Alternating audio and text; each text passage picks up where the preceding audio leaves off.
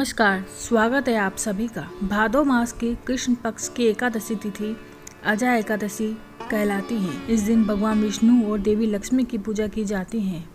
विधि विधान से अजय एकादशी का व्रत एवं पूजन करने से और कथा का श्रवण करने से या पढ़ने से सभी पापों का नाश होता है और सुख समृद्धि में वृद्धि होती है। भादो मास की कृष्ण पक्ष की एकादशी तिथि पर आज एकादशी कथा सुनते हैं। पौराणिक कथा के अनुसार अयोध्या नगरी पर भगवान श्री राम के पूर्वज सूर्यवंशी सत्यवादी राजा हरिश्चंद्र का राज्य था।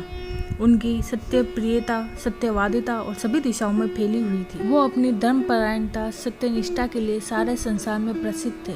उनकी पत्नी का नाम तारामती और उनका दूसरा नाम भी सेव्या था। उसका नाम रोहिताश था। उनकी परीक्षा लेने की इच्छा से देवताओं ने एक योजना बनाई। एक रात्रि सत्यवादी राजा हरिश्चंद्र को स्वप्न आया कि उन्हें अपना सारा राज्य ऋषि विश्वामित्र को दान में किया है। अगले दिन ऋषि विश्वामित्र उनकी सभा में उपस्थित हो गए और उनसे कहा कि हे राजन, तुमने स्वप्न में अपना सारा राज्य मुझे दान कर दिया था। अब तुम इस राज्य को मुझे सौंप दो। राजा हरिश्चंद्र ने सत्य का पालन करते हुए अपना राज्य ऋषि विश्वामित्र को सौंप दिया। सारा राज्य लेने के बाद भी ऋषि विश्वामित्र ने राजा हरिश्चंद्र से दक्षिणा में 500 स्वर्ण मुद्राओं की मांग की। राजा हरिश्चंद्र अपना राज्य और सारा धन तो पहले ही उन्हें दे चुके थे। अब उनके पास देने के लिए कुछ भी नहीं था। तो ऋषि विश्वामित्र को 500 स्वर्ण मुद्रा देने के लिए उन्होंने अपनी पत्नी तारामती और पुत्र रोहिताश और स्वयं को बेच दिया।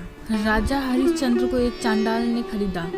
उसने उन्हें शमशान में मृतकों के परिजनों से शवदाह के लिए कर लेने के लिए कार्य पर लगा दिया।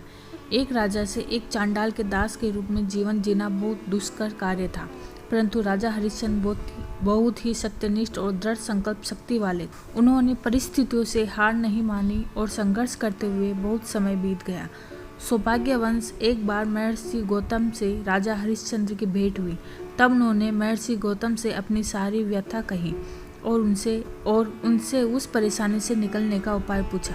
राजा हरिश्चंद्र की दुखद कहानी सुनकर महर्षि गौतम को बहुत दुख हुआ। तब उन्होंने हरिश्चंद्र को अजय एकादशी के व्रत का विधान बताया। राजा हरिश्चंद्र ने अजय एकादशी का व्रत करना आरंभ कर दिया। उधर राजा के पुत्र रोहिताश का सर्पदंश से मृत्यु हो गई। उसके दाह संस्कार के लिए रानी तारामती राजा हरिश्चंद्र के पास पहुंची तो राजा हरिश्चंद्र ने अपने कर्तव्य का पालन करते हुए अपनी पत्नी तारामती से मृतक पुत्र के शवदाह के लिए कर मांगा। तब तारामती ने अपनी साड़ी का पल्लू फाड़कर के रूप में राजा हरिश्चंद्र को दिया। ऐसे समय में भी राजा हरिश्चंद्र ने सत्य का मार्ग नहीं छोड़ा।